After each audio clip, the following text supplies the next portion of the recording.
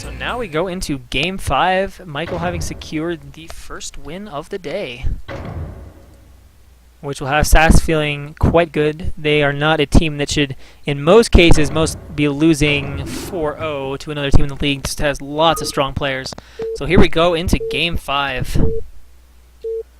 Of course, if SAS wants to win this, they are going to need to continue to play very, very strong if they want to avoid this. So in the top left-hand corner, as our red Terran from iFU, we have TTF.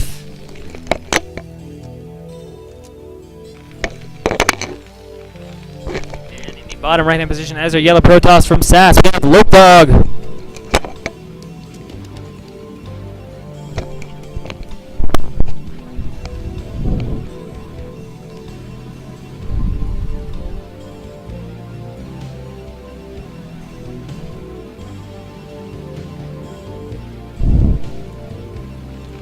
So cross spawns on Fighting Spirit. And TTF is, what, B or B plus rank? And Lopedog is B plus. I think he oscillates around 1200 to 1300 on fish. If memory serves me, I'm not positive, don't take it to the bank, but I feel like that's what I remember. I think he's been higher, but that's kind of normal range of oscillation. Fish is a little bit variable that way. So we got a depot going down here for TTF. And there we go, gateway for Lopedog. So yeah, everyone being pretty typical thus far. And I mean, every player in SAS really has to perform if they want to avoid losing this clan war. Lopedog needs to get a win. Siki can come out and play, and he's through. So really they need Lopedog and someone else to really step up and take wins in order to get solidly into this series. But obviously anytime you're down 3-0, coming back from 3-0 is a very tough order. StarCraft maybe not quite comparable to sports, but we all know how rare, how very, very, very rare it is for teams to come back from 3-0 in sporting events. And unfortunately SAS has the same challenge here ahead of them.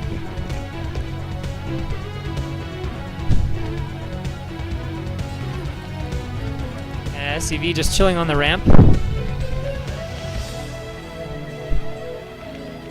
And I'm going to go ahead and... Whoa, okay, he's just got the SCV there on the ramp blocking.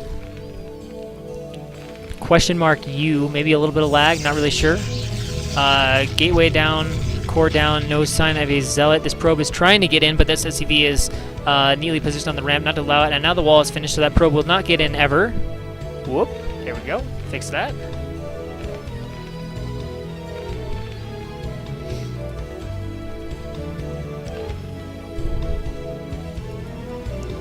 And range. We got one goon. Where's range?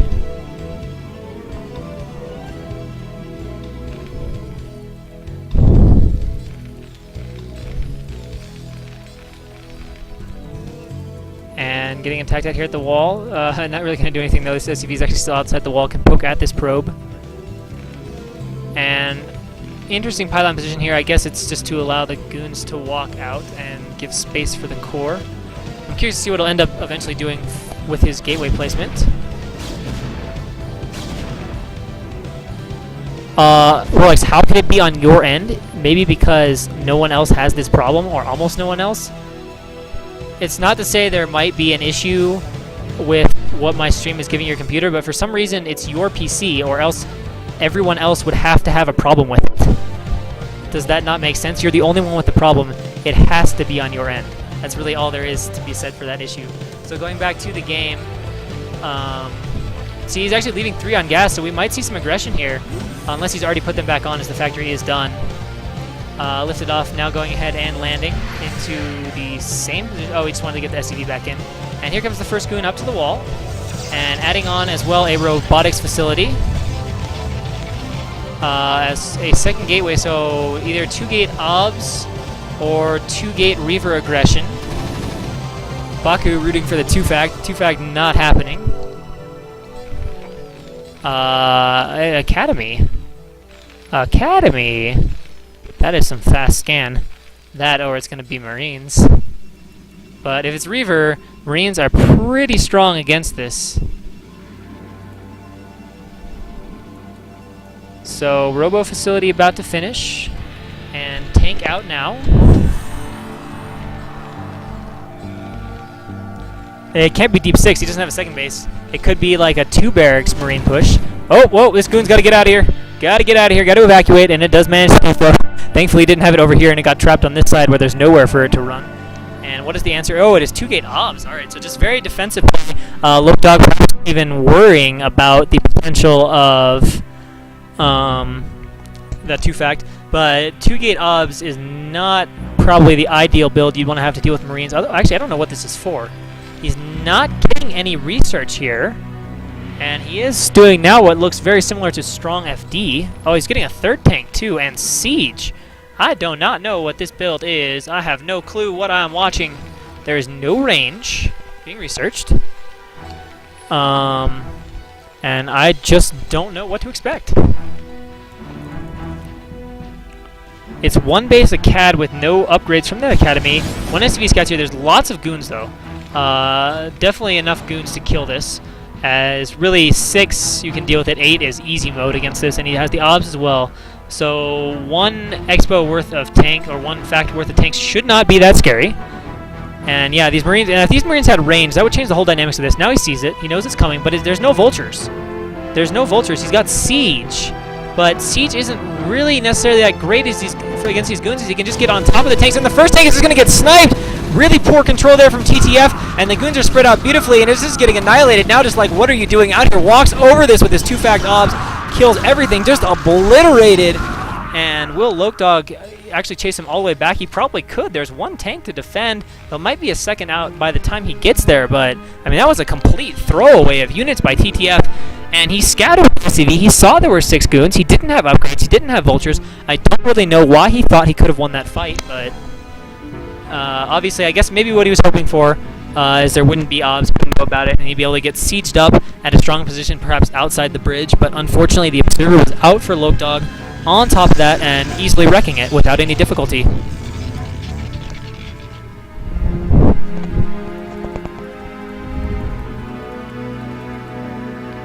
Yeah, no, if he would have had stim or range, it would have been something interesting. Now we can see he's getting an armory quite fast. 1-fact armory. And perhaps looking to transition into a very long game with really nice upgrades. I mean, that's pretty quick for that armory. Now, it is worth noting that TTF's Expo was not really all that slow, especially in relation to Lokdog's, as he took his Expo typically like you would for strong FD, and Lokdog, obviously, with 2-gate obs, you don't get the fastest of natural expansions. Oh, he's trying to scan for the observer. That can't be the reason he got scanned, though, could it? I mean, if you're going to do something with vultures, and you wanted to scan and kill that obs, that would make sense. But I can't imagine... Is that why he got scanned? Is that when he pushed out, he wants his obs so badly, but he can't get it! He just can't get it! It's abusing it behind the mineral lines, wastes 2 scans trying to kill it, still can't get it. So, yeah, this bunker is actually totally undefended. Like, he could probably just walk in here with goons. If he walked, like, right up here with goons, he could probably just win the game right now. He's got a lot down there. And it's only 1 tank on the high ground, 1 on the low ground. Not super threatening.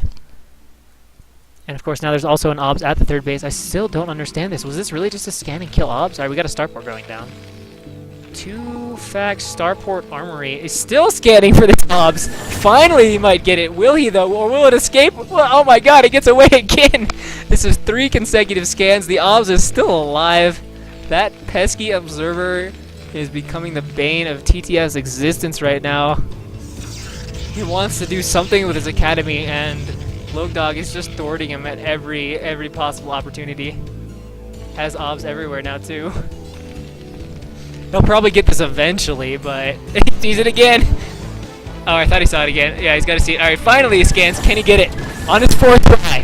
Finally, the obs is gone out of the base. And immediately another obs of Lokdog moving in. Is he going to try to drop the command center here? If he does, that'd be pretty crazy. And we can see now a bunch of goons moving up. Like, yeah, you're not going to get that expo for free. And what do we have here? Oh, just another observer. So he's got really good observer coverage. He's got 1 here, 1 at the 3rd. He had 1 over the factories for the longest time. We can see 2 more factories are going down. The starport as well. Yeah.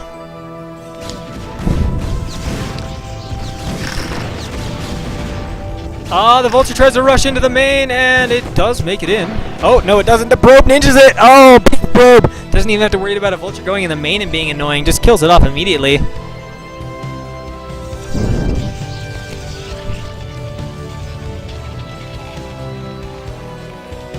And yeah, he's going to be going into some drops. He's got a really, really fast science facility. And really, the ARBs aren't that fast. I don't quite understand this build from TTF. I've seen some Terrans go for quick science facilities against 2-base ARB style play, but I don't know why you're getting science facility off 2 bases. And I mean, he hasn't even started a 3rd yet. Yeah, I don't. This is one of these cases where I've never seen this, and I don't know what the decision making here. I don't know TTF's reasons for this. I'd be curious to find out why you would opt for that. And whoa, I've been watching too much SC2. I thought this medevac was boosting for a sec. I was gonna be like, what the heck? If you guys haven't heard about that, it's quite silly. Imagine a dropship that basically moves as fast as vultures. Now imagine playing Protoss or Zerg and having to deal with that. Pretty scary thought. Anyway, a few vultures moving down here as well, but this pylon wall's off. Not going to be able to get both of them in. But it seems like he knows about it because he's flown over this obs. We can see the goons are going back. Oh, they might just be clearing off mines. Where did this go? What? What? He sees... Okay. I was going to say. He sees the goons clearing out mines and turns the dropship towards the goon, but realizes better than that the dropship will not win against those dragoons. And again, no sign of a 3rd base. Very spaced out depots. I guess that's for recall, so we can still have some mobility to deal with that and move depots if there's a recall over there. I've never seen that depot that's spaced out. And I guess deciding not to go ahead with this, despite the fact that there are absolutely no units at this base. Like, TTF keeps thinking about it, considering it, but doesn't opt to move in. And now a few vultures over here laying a couple mines.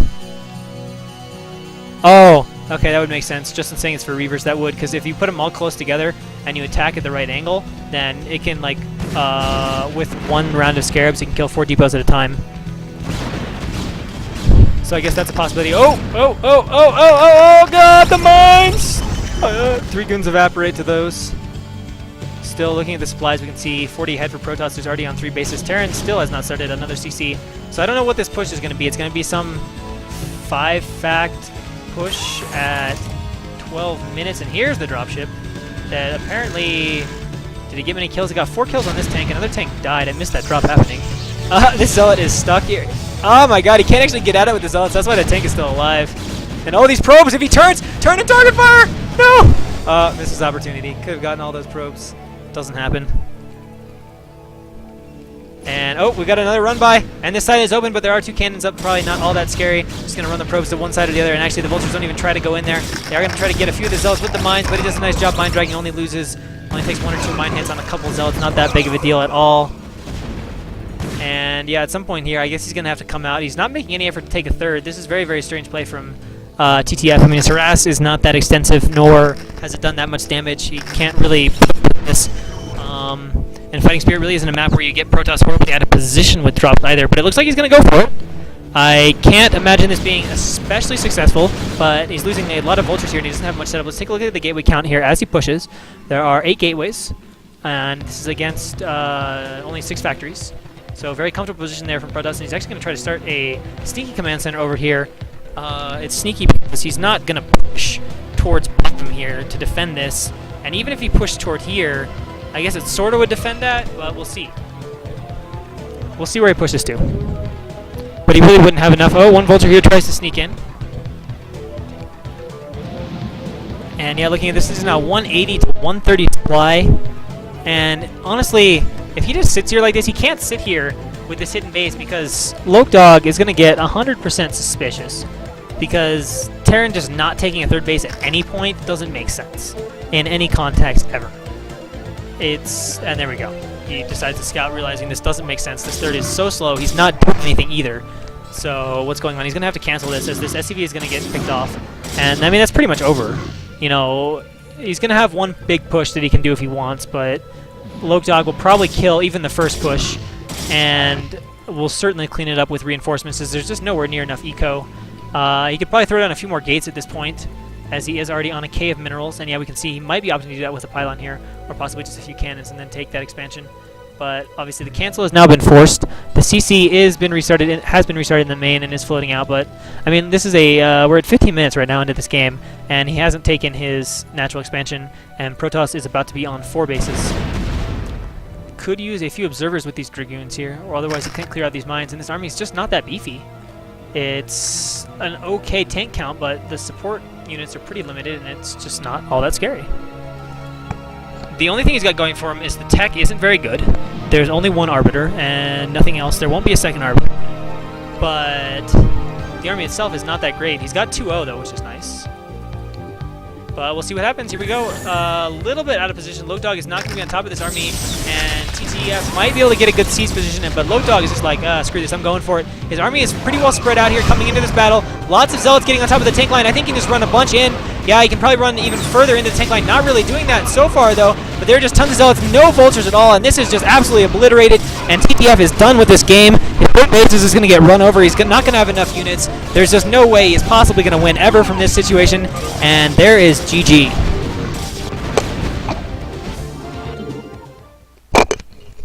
So Lopdog plays his role in trying to get SAS back into this match.